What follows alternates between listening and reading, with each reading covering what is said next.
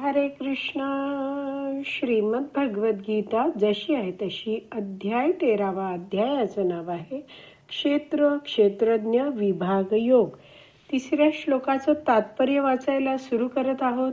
त्याआधी श्रील प्रभुपादांना प्रार्थना करूया.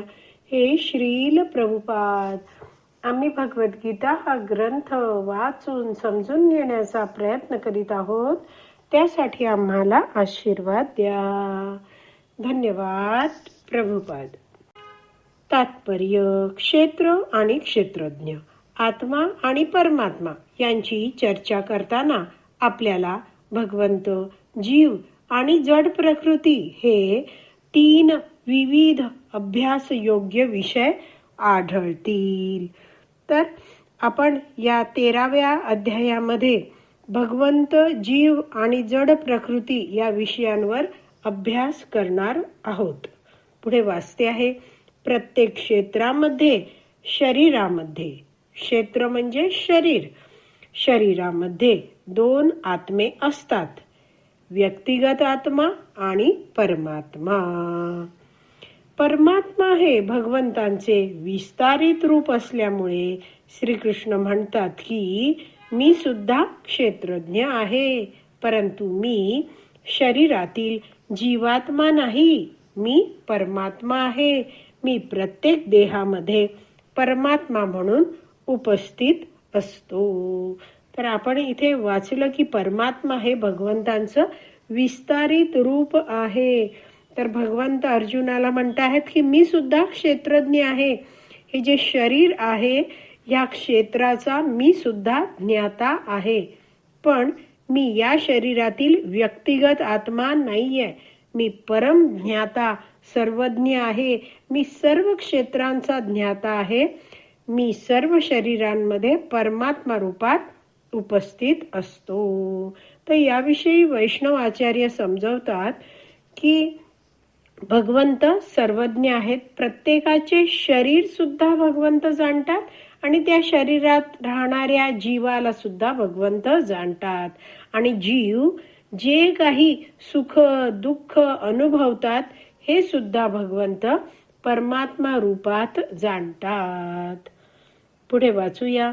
भगवद्गीतेच्या शब्दांत सांगावयाचे म्हणजे जो क्षेत्र आणि क्षेत्रज्ञ याचे सूक्ष्म रीतीने अध्ययन करतो त्याला ज्ञान प्राप्ती होते. तर क्षेत्र म्हणजे शरीर, क्षेत्रज्ञ म्हणजे जीव आणि भगवंत यांविषयी जो व्यक्ती लक्षपूर्वक सूक्ष्म रीतीने अध्ययन करतो, परंपरेतून जाणून घेतो, म्हणजेच काय, अधिकृत गुरु शिष्य परंपरेतून हे विषय जाणून घेतो, तेव्हा त्या व्यक्तीला ज्ञान प्राप्ती होते. पुढे वाचते आहे. भगवंत म्हणतात की ते प्रत्येक शरीरातील कार्यक्षेत्राचे ज्ञाता आहेत. भगवंत हे सर्वज्ञ आहेत आणि म्हणून ते प्रत्येक क्षेत्र म्हणजेच प्रत्येक शरीरातील कार्यक्षेत्राचे ज्ञाता आहेत. पुढे वाचते आहे. जीवाला आपल्या शरीराचे ज्ञान असते, परंतु इतर शरीरांचे त्याला ज्ञान असू शकत नाही. परमात्मा रूपाने सर्व शरीरांमध्ये उपस्थित असणारे भगवंत सर्वच देहांच्या बाबतीत सर्व काही जाणतात. त्यांना सर्व योनींतील सर्व शरीरांचे ज्ञान असते. तर हे समजवायला उदाहरण देत आहेत पुढे. एखाद्या नागरिकाला स्वतःच्या भूमीचे सर्व काही ज्ञान असू शकेल, परंतु राजाला केवळ राजमहालाचेही नव्हे तर प्रत्येक नागरिकाकडे असणाऱ्या सर्व मालमत्तेचेही ज्ञान असते. त्याप्रमाणे मनुष्य केवळ स्वतःच्याच शरीराचा स्वामी असू शकेल, परंतु भगवंत सर्वच शरीरांचे स्वामी आहेत. राजा हा राज्याचा मूळ स्वामी असतो आणि नागरिक हे दुय्यम प्रकारचे स्वामी असतात. त्याचप्रमाणे भगवंत हे सर्व शरीरांचे परम अधिपती आहेत.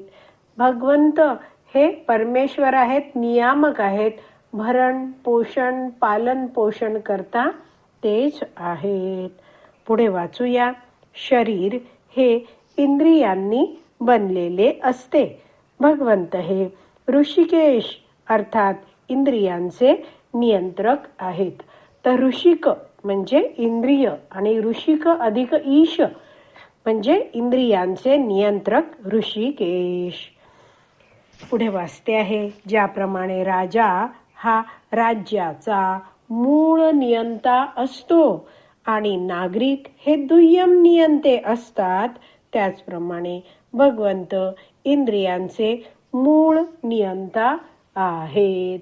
तर मूळ म्हणजे काय? आदी. तर इथे भगवंत आणि जीव ह्यांमधला फरक श्रील प्रभुपाद समजावून सांगत आहेत आणि त्यासाठी राजा आणि नागरिक, त्याच्या राज्यातला नागरिक ह्याचं उदाहरण देऊन सांगितलं आहे. तर जीवात्मा जो आहे इथे या उदाहरणातला नागरिक तो दुय्यम नियंता कसा असू शकतो हे आपण जाणून घेऊया. जीव किंवा व्यक्ती इच्छा करतो की मी माझ्या या इंद्रियांनी हे करणार, मला ते करायचं आहे. पण यासाठी शक्ती त्या व्यक्तीला कोण देतं? तर भगवंतच देतात. जसं आता मी तुमच्याशी काही बोलू इच्छित आहे, पण ते विचार कशा रीतीने माझ्या मनात आले, कसे मी बोलू शकते, कसं मला तुम्ही काही विचारलं तर ते कळतं आणि मग मी तुम्हाला उत्तर देते, ते सगळं तुम्हाला कसं कळतं? तर हे सगळं कसं घडतं ते आपण समजू शकत नाही. तर ह्या सगळ्यासाठी आपल्याला भगवंतांकडून शक्ती प्राप्त होत असते. भगवंतांच्या परवानगीशिवाय आपलं कुठलंच इंद्रिय आहे ते कार्य करू शकत नाही, कारण त्या इंद्रियांना शक्ती पुरवणारे भगवंतच असतात. आणि म्हणून इथे म्हटलं आहे की भगवंत इंद्रियांचे मूळ नियंता आहेत. भगवंत ऋषिकेश आहेत. तर हा मुद्दा आपण जाणून घेतला आहे. आता पुढे वाचूया. भगवंत म्हणतात की मी सुद्धा क्षेत्रज्ञ आहे, अर्थात भगवंत परम क्षेत्रज्ञ आहेत. तर जीव हा केवळ आपल्याच शरीराचा क्षेत्रज्ञ आहे. तर हा जो जीवात्मा आहे तो केवळ स्वतःच्या विशिष्ट शरीरालाच जाणतो आहे. पण भगवंत आहेत ते परम ज्ञाता आहेत, परम क्षेत्रज्ञ आहेत, सर्वज्ञ आहेत.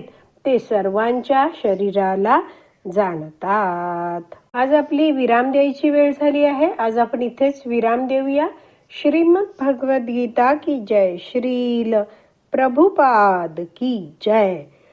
हरी बोल.